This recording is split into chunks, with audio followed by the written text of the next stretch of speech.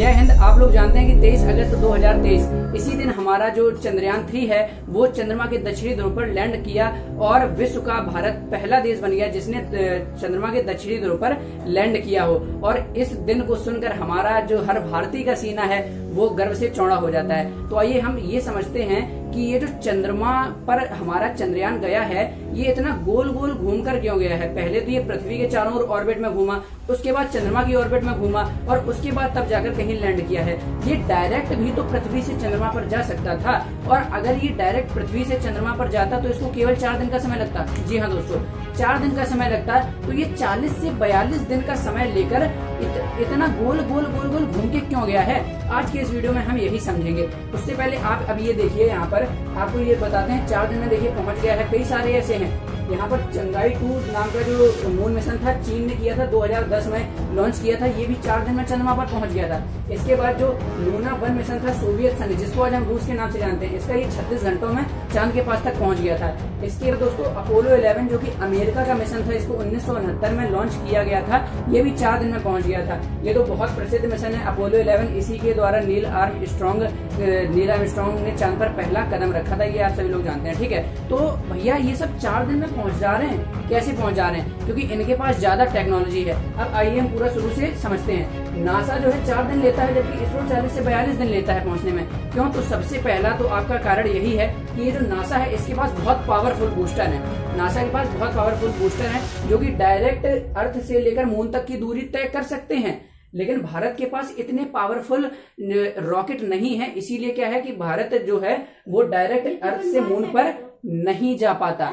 जहां ये जो नासा है और ये जो रूस की कंपनियां हैं इनके पास बड़े बड़े रॉकेट हैं, बहुत पावरफुल रॉकेट हैं जो कि इस दूरी को आराम से तय कर लेते हैं। तो आपको इतना तो समझ में आ गया होगा। अभी तो ये कंफर्म हुआ भैया हमको कि ये डायरेक्ट क्यों नहीं गया, क्योंकि हमारे पास इतने रॉकेट नहीं है। लेकिन डायरेक्ट तो नहीं गया, लेकिन ये गोल गोल घूमकर क्यों गया, अभी आगे हम इसको समझेंगे। ठीक है, तो भैया जो इसरो के मिशन होते हैं वो सस्ते होते हैं, किफायती होते हैं और उनसे मकसद भी पूरा हो जाता है। थोड़ा समय ज्यादा लगता है लेकिन मकसद भी आपका अच्छे से पूरा हो जाता है। क्योंकि आपको भी पता है भैया हमारा चंद्रयान 3 लैंड कर गया, कितना बढ़िया से लैंड किया है ना भाई। हर एकदम भारतीय का सीना गर्व से चौड़ा हो जाता है। उस वीडियो को तो मैं जब जब बार बार देखता हूं तो बस अलग ही से एक अंदर से खुशी आती है। बहुत ही बढ़िया से लैंड हुआ है, तो मकसद भी पूरा हो जाता है और ये सस्ते होते हैं। अब भैया ये जो चंद्रयान 3 है इसकी टोटल लागत आपको पता है कितनी है? 615 करोड़। 615 करोड़ तो एक हॉलीवुड की जो मूवी होती है वो भी इससे ज्यादा में बनती है। यानी कि एक हॉलीवुड की मूवी से कम दाम, एक हॉलीवुड की मूवी जितने दाम में बनकर तैयार होती है उससे कम दाम में तो भैया हमने अपना चंद्रयान 3 पहुंचा दिया। तो आई होप आपको ये समझ में आया होगा कि ये क्या है कि इसरो के सस्ते होते हैं मिशन और इससे मकसद भी पूरा हो जाता है। अब भैया और क्या है, दो देखिए इसके मेन कारण हैं कि ये इसे गोल गोल घुमाकर क्यों भेजा गया है। एक तो फिजिक्स है इसके पीछे, अभी समझेंगे। उसके बाद लागत यानी कि पैसा। भैया पैसे की बचत की है हम लोगों ने। ठीक है, अब कैसे की है ये समझते हैं। तो देखिए दोस्तों, अर्थ से चंद्रमा पर जाने के लिए अगर हम डायरेक्ट जाते हैं तो उसमें फ्यूल सबसे पहले बहुत ज्यादा खर्च होता है, और अगर हम ये गोल गोल चक्कर लगा के जाते हैं ना तो हमारा फ्यूल बचता है, बहुत फ्यूल की बचत होती है। मेन कारण यही है, लागत यानी कि पैसा कम लगा भैया, फ्यूल कम खर्च होता है इस तरीके से जाने में। ठीक है, अब देखिए दोस्तों फ्यूल कैसे कम खर्च होता है। अब आप यहां पर ये देखिए, अगर हम डायरेक्ट पृथ्वी से चंद्रमा पर भेजेंगे तो भैया उसको बहुत ज्यादा प्रेशर लगाना पड़ेगा, बहुत ज्यादा फ्यूल उसमें बर्बाद होगा। क्योंकि डायरेक्ट हम पृथ्वी से चंद्रमा पे भेज रहे हैं तो आपको पता है कि जितनी स्पीड से रॉकेट जाता है ना उतनी ही तेज पृथ्वी भी रॉकेट को अपनी तरफ खींचती है। तो जब ज्यादा तेज खींचेगी तो भैया ज्यादा बल से हमें आगे जाना होगा, और ज्यादा बल से आगे जाएंगे तो क्या होगा, फ्यूल ज्यादा खर्च होगा ना। स्पीड बढ़ाएंगे तो फ्यूल तो ज्यादा खर्च होगा ही ना। लेकिन अब यहाँ पर ये क्या है, देखिए ये अगर आपकी पृथ्वी है, ठीक है, ज्यादा छोटी होगी, चलो ये आपकी पृथ्वी है। ठीक, अब ये पृथ्वी है, यहां से ये जो चंद्रयान 3 गया इस तरीके से जब ये गया और यहाँ पर ऑर्बिट में फिक्स हो गया। अब इसके बाद क्या है, ये धीरे धीरे अपना चक्कर धीरे धीरे बढ़ाएगा। अब जैसे कि ये यहां तक पहुंच गया, इसके बाद चक्कर बढ़ाया, यहाँ पे आ गया। इसके बाद अब थोड़ा सा और थोड़ा और फ्यूल खर्च करेगा, थोड़ा फ्यूल खर्च करेगा तो इसका चक्कर फिर बढ़ जाएगा, चक्कर बढ़ जाएगा। तो अब इस तरीके से हो गया, फिर यहाँ पे आया, फिर अपनी कक्षा बढ़ाने के लिए थोड़ा फ्यूल और खर्च करेगा तो इसकी कक्षा और बढ़ जाएगी। इस तरीके से, यानी कि थोड़ा थोड़ा फ्यूल करके ये खर्च कर रहा है और इसकी कक्षा बढ़ती जा रही है और यही कक्षा आगे बढ़कर क्या होगा, चंद्रमा के पास तक ये चला जाएगा और चंद्रमा पर भी ये ऐसे ही करेगा, धीरे धीरे अपनी कक्षा छोटी करेगा, ऑर्बिट छोटी करेगा और उसके बाद आराम से चंद्रमा पर लैंड कर जाएगा।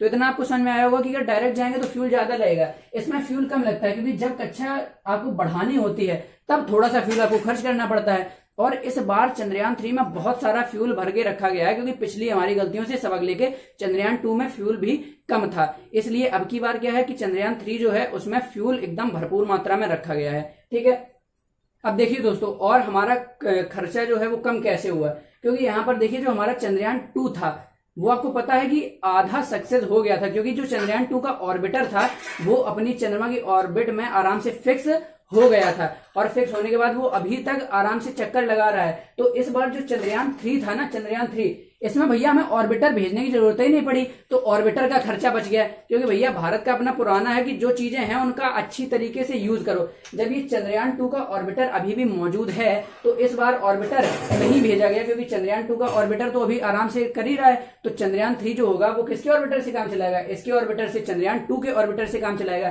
तो इसलिए ऑर्बिटर का खर्चा भी बच गया।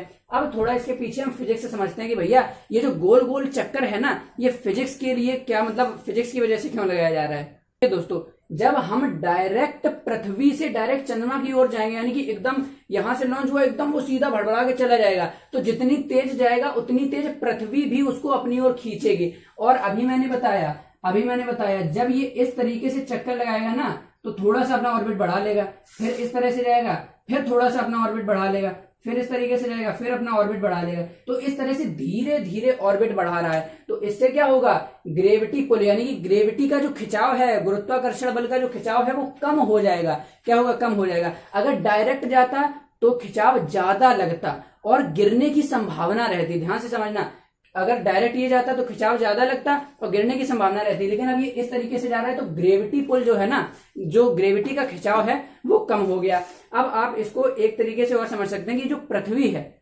है अपनी जो धुरी है उस पे 1600 किलोमीटर पर घंटा के हिसाब से घूम रही है। आप सभी को पता है पृथ्वी अपने अक्ष पर, धुरी पर 1600 किलोमीटर प्रति घंटा के हिसाब से चक्कर लगाती है। और अब जरा देखिए, ये अपने धुरी पर चक्कर लगाती है और इसी तरह से हमारा चंद्रयान भी इसके चारों तरफ चक्कर लगा रहा है। तो भैया इस तरीके से क्या होगा, आप ये समझिए एक एग्जांपल से कि जब आप किसी धीरे चलती हुई बस से उतरते हैं तो डायरेक्ट उतर के खड़े नहीं हो जाते हैं, न गिर जाइएगा आप क्या करते हैं कि उसके साथ थोड़ा दूर तक चलते हैं, उसको पकड़ के थोड़ा दूर तक चलते हैं तो आपको चोट लगने की संभावना कम रहती है। तो इसी तरह तो भैया हमने इसमें दिमाग लगाया है।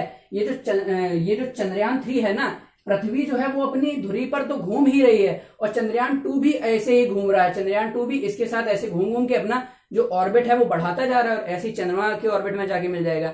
आपको समझ में आया ना। तो इस तरीके से ये फिजिक्स का भी इसमें बहुत बड़ा रोल है। तो ग्रेविटी पुल इस तरीके से क्या है, ग्रेविटी का खिंचाव कम लगेगा और जो पृथ्वी जो है अपने धुरी पर 1600 किलोमीटर पर आवर के हिसाब से अपना घूम रही है, तो उसी तरीके से इसको भी घूमेंगे तो क्या होगा कि इसको भी सहारा मिलेगा आगे बढ़ने के लिए चंद्रयान 2 को। इसलिए ये गोल चक्कर और लगाया जा रहा है। आपको समझ में आ गया। और यह कि ये गोल चक्कर वाला पैटर्न था, ये भी फॉलो किया तो क्या हुआ इससे फायदा भैया, हमारा पैसा भी कम लगा, फिजिक्स का भी भरपूर यूज कर लिया। ये जो चंद्रयान 2 का जो ऑर्बिटर था उसका भी अच्छे से यूज हो जाएगा। इस बार ऑर्बिटर नहीं बनाना पड़ा, उसका खर्चा बच गया। तो दोस्तों आई होप आपको ये समझ में आ गया होगा। भैया 2019 में जो हमारा चंद्रयान 2 था वो फेल हो गया था, उसी से सबक लेते हुए चंद्रयान 3 में जो चंद्रयान 2 की गलतियां हैं उससे बहुत बहुत बढ़िया सुधार किए गए हैं। अरे भैया एक बार अगर फेल हो गए तो क्या दिक्कत है, अगली बार जरूर ट्राई करना चाहिए। यही कहते हैं ना कि कोई भी लक्ष्य इंसान के प्रयासों से बड़ा नहीं है, हारा तो वही है जो इंसान कभी लड़ा नहीं है। तो दोस्तों इसी के साथ मिलते हैं अगले वीडियो में। जय हिंद, जय भारत।